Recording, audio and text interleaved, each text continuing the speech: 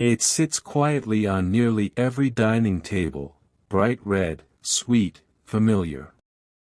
We squeeze it onto fries without thinking. We spread it on burgers as if it has always been there. But what if I told you that ketchup was once not red at all? That it didn't contain tomatoes? That it began thousands of miles away from where you think? The story of ketchup is not just about a condiment. It is a tale of trade routes, colonial ambition, scientific experimentation, food preservation, and global transformation. And at the center of it all lies one simple question. How did a fermented fish sauce from Asia become the sweet tomato icon of modern America? Long before ketchup became associated with fast food, it began its life in ancient Asia. Historians trace its roots to a fermented fish sauce from southern China, possibly during the Han Dynasty.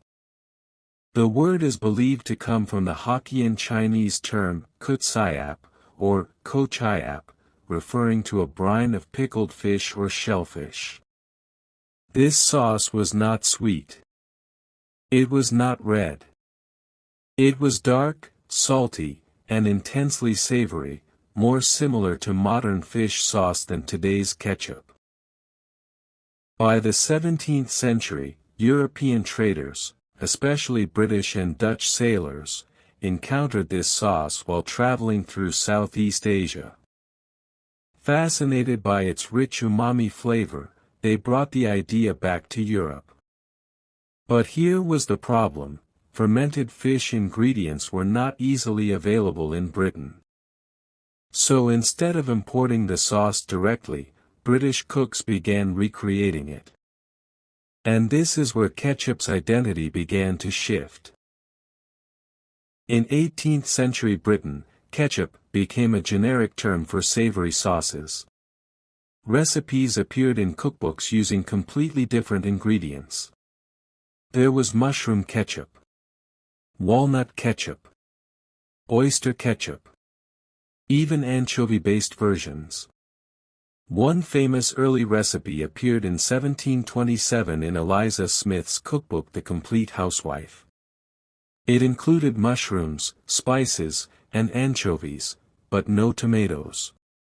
Tomatoes, at the time, were viewed with suspicion in Europe. Many people believed they were poisonous because they belonged to the nightshade family. Aristocrats who ate tomatoes sometimes became ill, not because of the fruit, but because the acid reacted with lead in their pewter plates, causing lead poisoning. So for decades, ketchup thrived without tomatoes. But change was coming. In the early 19th century, tomatoes slowly gained acceptance in America. Farmers began cultivating them more widely. In 1812, American scientist and horticulturist James Mees published one of the first known tomato ketchup recipes. He praised tomatoes for their nutritional value and called them love apples. Still, there was a problem: preservation. Tomato ketchup spoiled quickly. Without refrigeration, it required heavy amounts of salt, preservatives, or even questionable additives like coal tar coloring and sodium benzoate. Many commercial ketchups in the late 19th century were thin, watery, and chemically altered. Consumers couldn't always trust what was in the bottle. Ketchup stood at a crossroads. Would it remain a risky, inconsistent sauce? Or could it transform into something stable, safe, and universally loved? From that moment forward, ketchup expanded globally. It adapted to cultures and cuisines in surprising ways.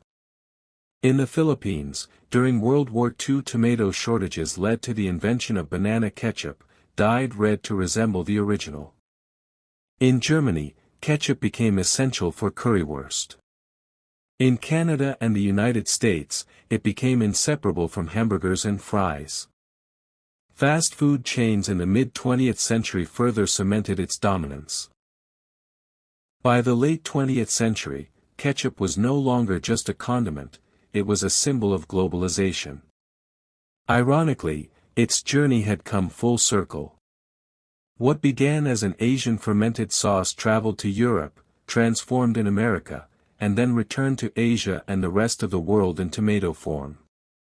Today, billions of bottles are sold annually. And yet, few people realize they are tasting centuries of experimentation, trade, and reinvention. The history of ketchup teaches us something larger than food. It shows how cultures borrow, adapt, and transform ideas. It reveals how trade routes shape taste. It demonstrates how science and regulation can turn a risky product into a trusted staple. And it reminds us that what feels traditional is often the result of constant evolution. Ketchup did not begin as tomato. It did not begin as American. It was not always sweet. It was not always safe.